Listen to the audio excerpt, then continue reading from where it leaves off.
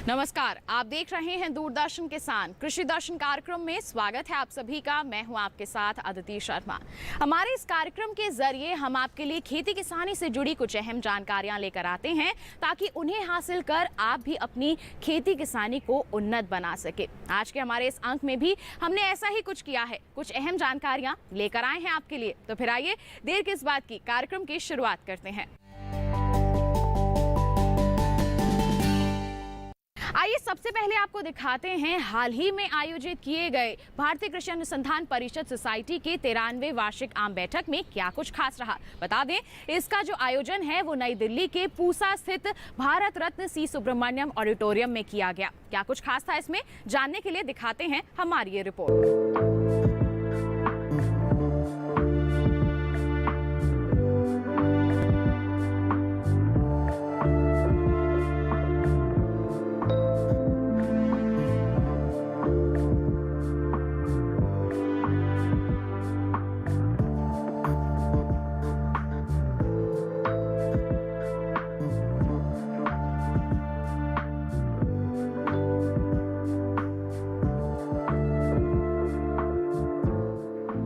पिछले 50 वर्ष में ग्रीन रेवोल्यूशन टेक्नोलॉजी ने और केमिकल के यूज़ ने दुनिया को और भारत को ग्रीन रेवोल्यूशन के बाद प्रति व्यक्ति फूड उत्पादन प्रति व्यक्ति डबल जो है हुआ है।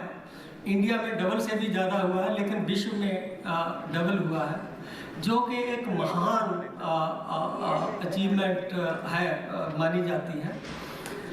लेकिन जब हम आगे की ओर देखते हैं तो लोग कुछ चिंताएं लेकर अब आ रहे हैं कि ये हुआ पास्ट में, हमें per capita food production double हो गई या डबल से भी ज़्यादा हो गई, लेकिन क्या आगे भी हम इसी तरह का खान पान जो है उसी को खाते रहेंगे? और जो पद्धति हमने पिछले 50 साल में इस्तेमाल की है, क्या हम इसी पद्धति को लेकर आगे चलते रहेंगे? तो इस पर एक चिंता बनी हुई है विश्व स्तर पर और भारत के स्तर पर भी, और जाहिर है कि इस स्थिति की गंभीरता बढ़ रही है और हमें उस पर पुनर्विचार करना चाहिए। भारत इसमें अग्रणी रहा है। पिछले 2 बजट में इसका स्पेशल मेंशन है कि हमें organic farming, natural farming, chemical free farming की ओर अब ध्यान देना चाहिए। और प्रधानमंत्री जी ने भी इस पर एक बार नहीं कई बार अपने स्पीचेस में जो है बल दिया है।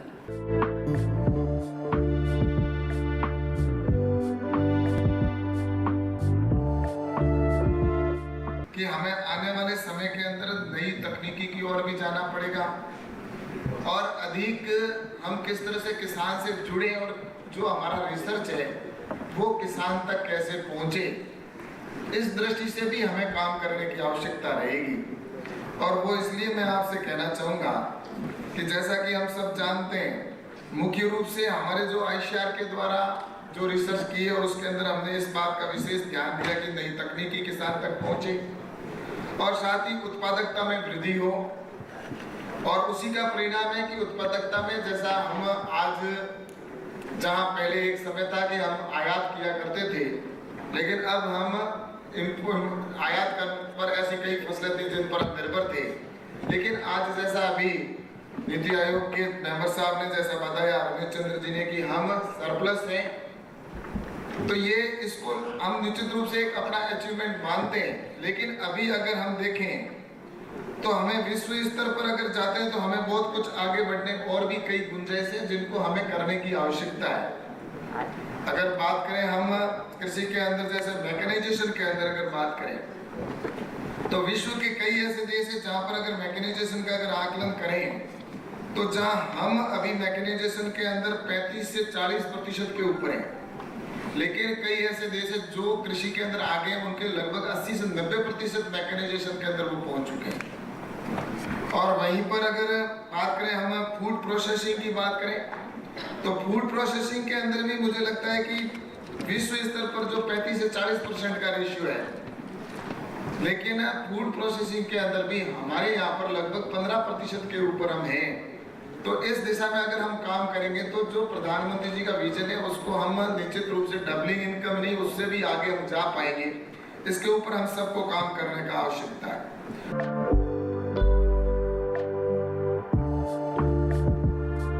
और हमारे सामने कभी कभी एक्सपोर्ट वालों के साथ बैठने का मौका मिलता है तो तुरंत ये समस्या आती है कि हमारे डेयरी प्रोडक्ट को यूरोप में वो नहीं देते हैं, एक्सेस नहीं देते हैं। हम पूछते क्यों नहीं देते हैं, तो क्या आपके यहाँ डिजीज है, उस प्रकार के डिजीज है। और मोदी जी ने तो अपने कोरोना वायरस की जो रसी को भारत के नागरिकों के लिए मुफ्त में करवाया। इससे पहले तो 1 साल पहले सारे देश के पशुओं के लिए वैक्सीनेशन का प्रोग्राम हमारे प्रधानमंत्री जी ने घोषित किया है।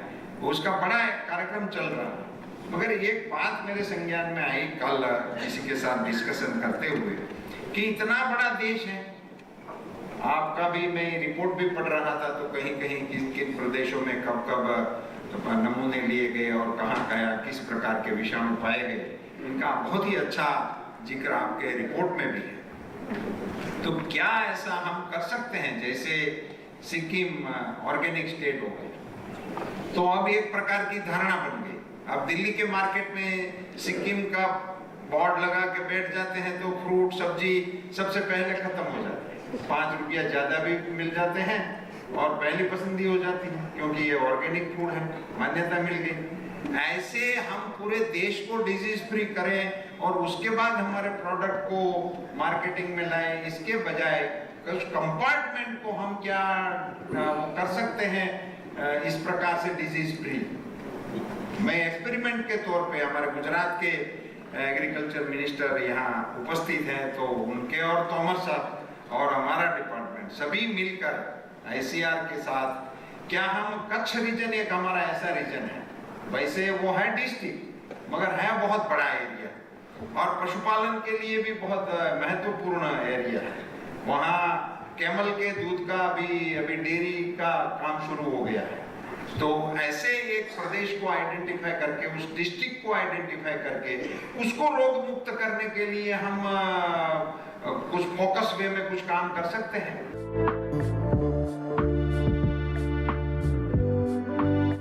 नेचुरल फार्मिंग, ऑर्गेनिक फार्मिंग के विषय में काफी चर्चा देश में भी है, दुनिया में भी है। नेचुरल फार्मिंग के लिए प्रधानमंत्री जी का बल भी है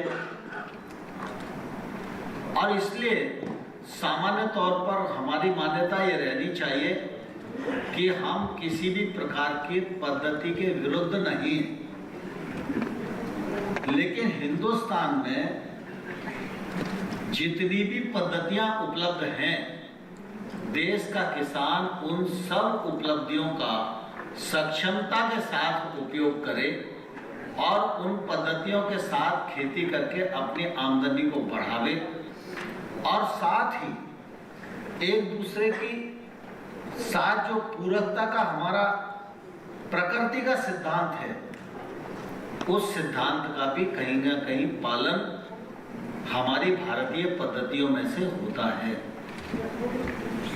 प्राकृतिक पद्धति खेती के बारे में कई बार लोग जीरो बजट फार्मिंग बोलते हैं, कोई अन्य प्रकार के उसके नाम लेते हैं, लेकिन हम जब भारतीय प्राकृतिक कृषि पद्धति खेती कहते हैं, भारत सरकार के रूप में अगर इसको सरल भाषा में कहा जाए तो हम इसको गाय आधारित खेती भी कह सकते हैं। आज देश भर में गौवंश मारा फिर रहा है।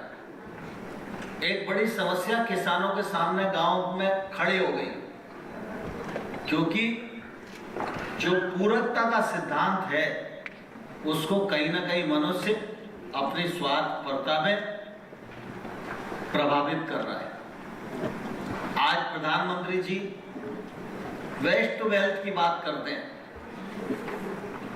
वेस्ट टू वेल्थ अंग्रेजी में बोला जाता है तो पूरी दुनिया के हर मंच पर बहुत अच्छा लगता है और एडवांस सब हम लोगों को लगता है।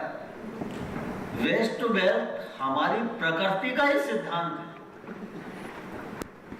प्रकृति में कुछ भी वेस्ट नहीं है, यह अपने आप में सिद्ध है, लेकिन वेस्ट को उपयोग करके वेल्थ में बदलना, उसको आय का साधन बनाना, प्रकृति के साथ तालमेल बनाना, यह हम सबका मानवीय कर्तव्य है।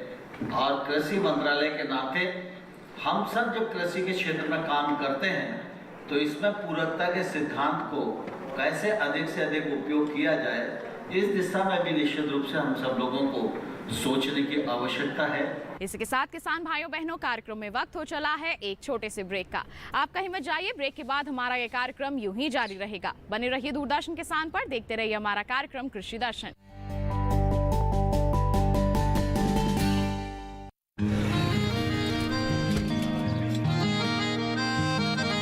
क्या बात है भाई, आजकल तो काफी खुश नजर आ रहे हो। क्यों ना हूँ, अब मैं ऑर्गेनिक खेती जो कर रहा हूँ ये पूरा प्राकृतिक है, ऑर्गेनिक है।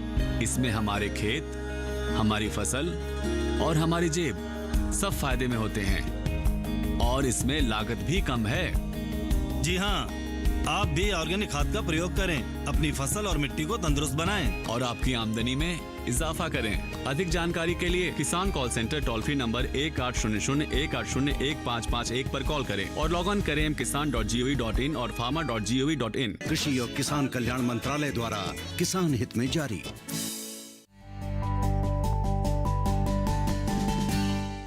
ब्रेक के बाद दूरदर्शन किसान के कार्यक्रम कृषि दर्शन में आप सभी का फिर से स्वागत है। अब कार्यक्रम में आपको दिखाते हैं कि हाल ही में आगरा स्थित कृषि विज्ञान केंद्र में एक मेले का आयोजन किया गया, जिसमें कई किसानों ने शिरकत की। क्या कुछ खास रहा इस मेले में, आइए दिखाते हैं आपको इसकी एक झलक।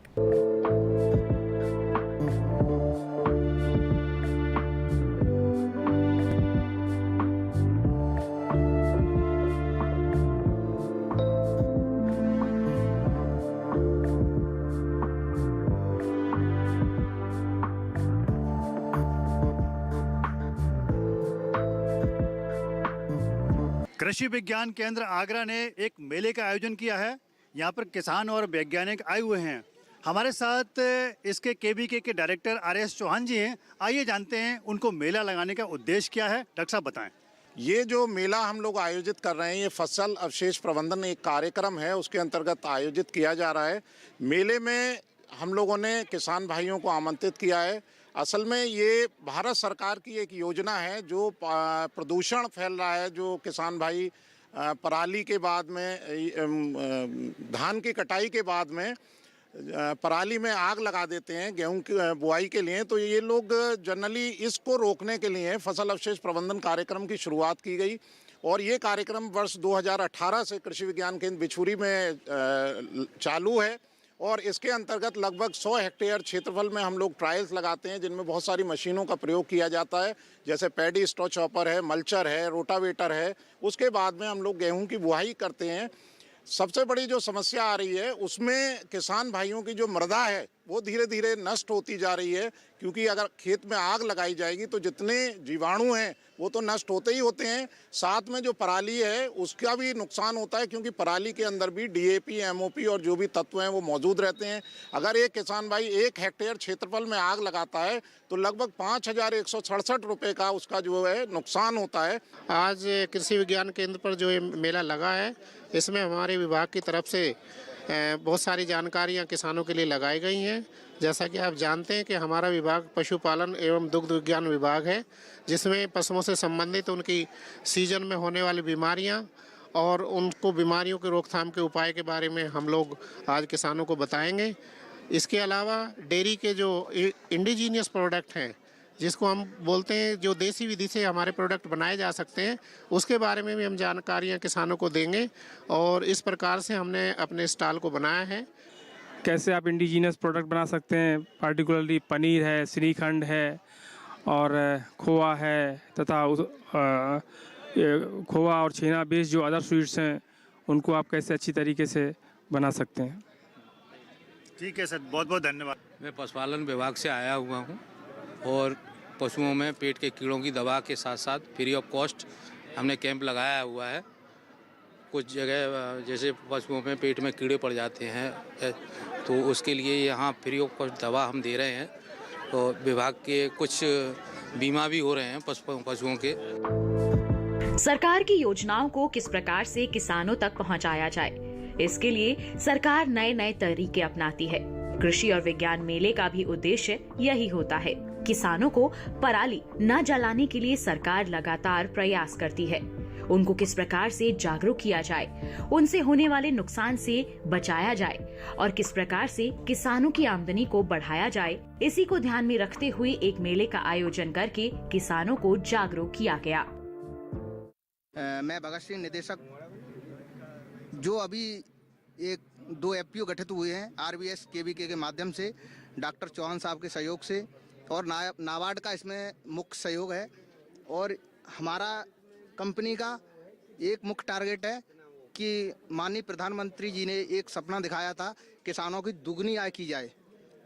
तो ये एक अच्छा प्लेटफार्म है, इसके माध्यम से किसानों का दुगनी आय हम कर सकेंगे। इसके लिए सस्ती दर पे बीज दिलवाना, रेट टू रेट डीएपी खाद है, जितनी भी फर्टिलाइजर है उनको दिलवाना, फिर इसका जो आउटपुट है वो कंपनी के माध्यम से ऐसी अच्छी जगह पे भेजा जाए जिससे डायरेक्ट किसानों को बेनिफिट मिल सके। आगरा जिले में 2 एफपीओ रजिस्टर्ड हुए हैं, एक पशुपालन, एक मत्स्य पालन।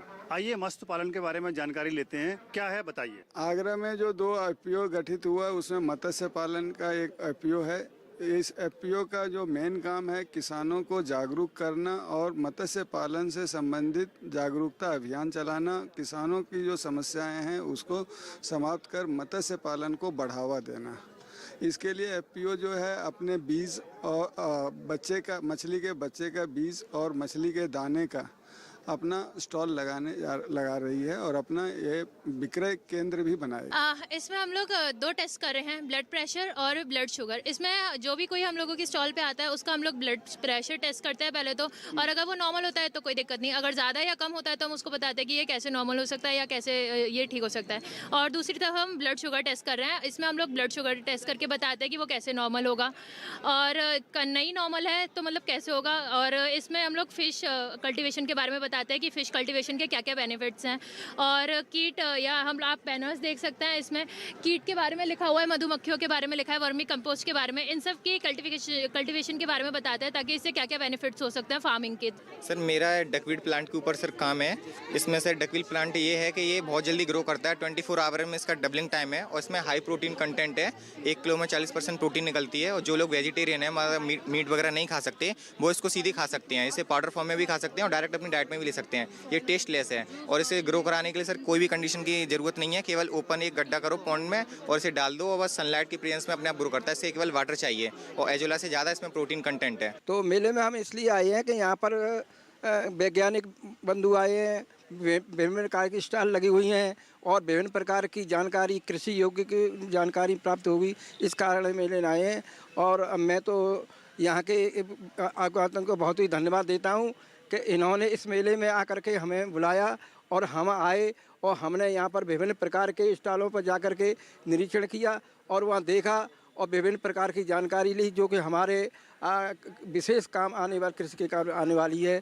मछली पालन का मेरा व्यवसाय है तो वो करती हूँ मैं, उसमें मुझे सब्सिडी भी मिली है सरकार से, तो उसके लिए ही मैं यहाँ मेले में आई हूँ। कृषि विज्ञान मेले में यहाँ पर उपस्थित हैं प्रोफेसर विजय श्रीवास्तव जी, जो आरबीएस कॉलेज के प्राचार्य भी हैं। आइए जानते हैं मेले में आकर उनको कैसा लगा। मेला बहुत ही शानदार रहा, बहुत ही सुंदर यहाँ पर मेले की अभिव्यक्ति रही। और कृषि विज्ञान केंद्रों का मूल तत्व ही है कि कृषि और विज्ञान को दोनों को एक साथ मिलाया जाए। विज्ञान और कृषि अलग अलग दो अलग अलग पार्ट के रूप में हम ना इसको अनुभव करें, क्योंकि अगर हमारी कृषि विज्ञान से अलग होती है तो निश्चित ही हम उसके अपने सार तत्व को नहीं प्राप्त करते हैं। हमारी सरकारें, हम सभी इस चीज़ के लिए कटिबद्ध हैं कि हमारे किसानों के पास हमारी सरकारी योजनाएं पहुँचें और उन सब सरकारी योजनाओं के पहुँचाने के लिए ये मेले एक सशक्त माध्यम होते हैं और ऐसे कार्यक्रमों का आयोजन होते रहना चाहिए। इसके लिए हम कटिबद्ध हैं। हमारे यहाँ पर लगभग 2,10,000 कृषक एक साथ यहाँ पर जुड़ते हैं। एक क्लिक पर उनको समस्त सूचनाएँ दी जाती हैं और उनको उनकी स्थानीय भाषा में उनको किसी प्रकार की कोई समस्या नहीं दी जाती है। यहाँ पर मेले में बहुत सारे लोग आए और उनको सबको सुखद अनुभूति हुई और सब यहाँ पर चीज़ें खरीद कर लेकर के जा रहे हैं। सभी उत्साहित हैं, सबके चेहरे पर एक उमंग है, एक तरंग है। बहुत बहुत धन्यवाद। इसी के साथ किसान भाइयों बहनों, कार्यक्रम में वक्त हो चला है एक और छोटे से ब्रेक का। आप कहीं मत जाइए, हम जल्द ही हाजिर होंगे। बने रहिए दूरदर्शन किसान पर, देखते रहिए हमारा कार्यक्रम कृषि दर्शन।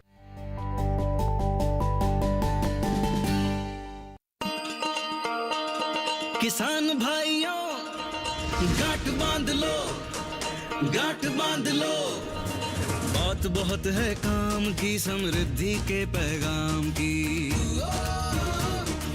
मिट्टी के मिजाज को समझो, मिट्टी के हर राज को समझो, मिट्टी की तुम जांच कराओ, मुफ्त सॉइल हेल्थ कार्ड ले जाओ।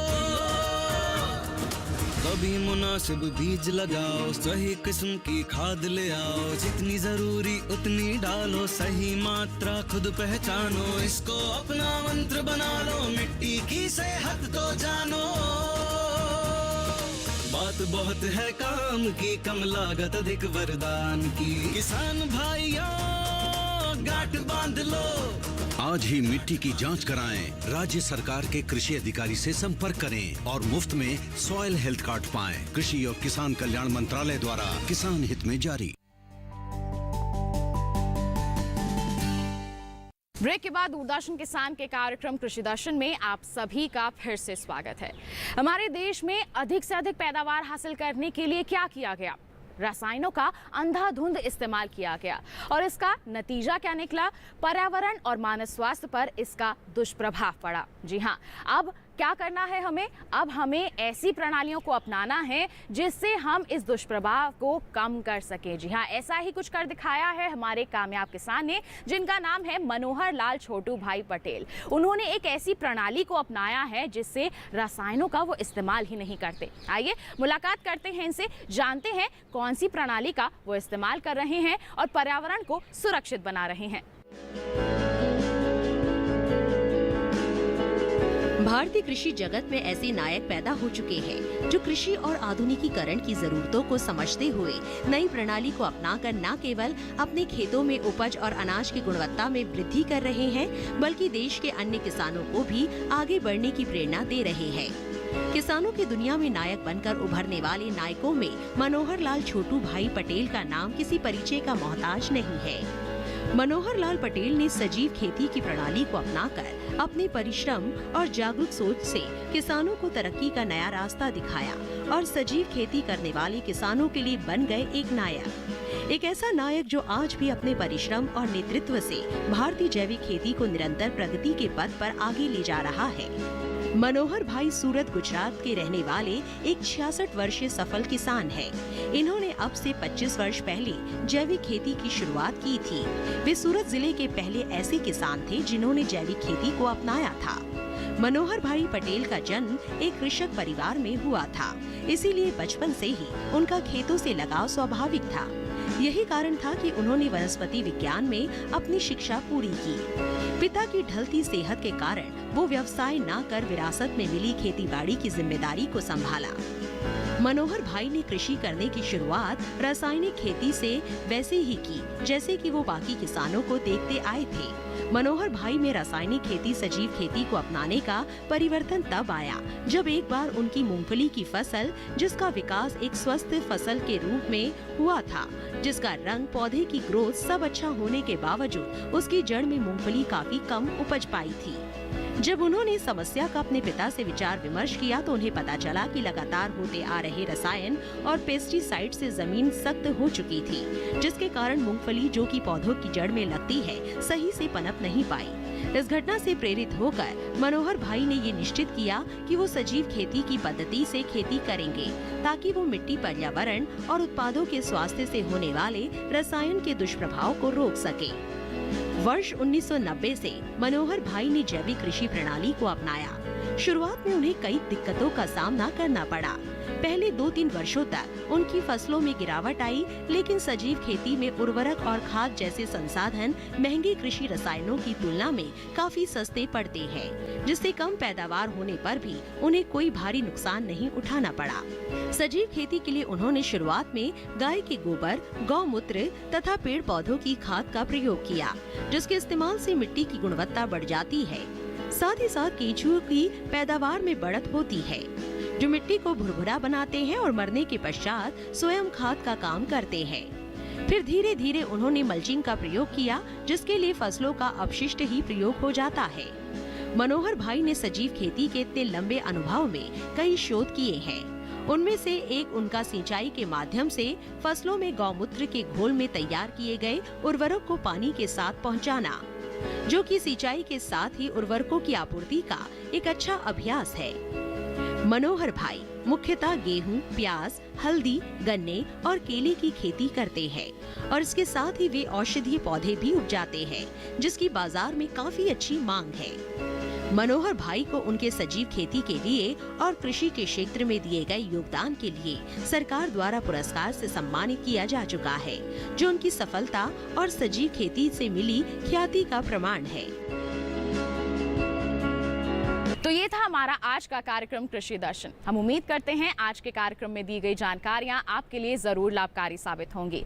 चलते चलते एक विशेष जानकारी आपको दे दें कि दोबारा आप ये हमारा कार्यक्रम देख सकते हैं। टीवी स्क्रीन पर दिखाए जा रहे QR कोड को आप स्कैन कीजिए, सीधा पहुंच जाएंगे आप हमारे YouTube चैनल पर। पुनः तमाम जानकारियां आप हासिल कर सकते हैं। इसके साथ ही आपको बता दें, जुड़ना चाहते हैं आप हमसे तो आप हमें ईमेल कर सकते हैं। ईमेल ID है krishidarshandddk@gmail.com।